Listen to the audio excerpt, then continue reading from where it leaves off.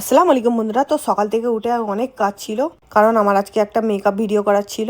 Makeup video করার পর একটা শাড়ির কোলাপ ছিল, তারপরে আমার নিজের হেজাবের বিজনেসকে বাড়ানোর চেষ্টা করছিলাম ভিডিও করে।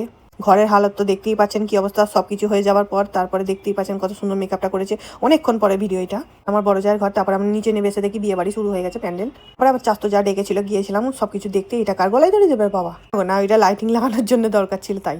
আর এইগুলো আমার জায়েরা ওনার বউয়ের বাড়ি পাঠাবে বলে সব প্যাকিং করে রেখেছিল।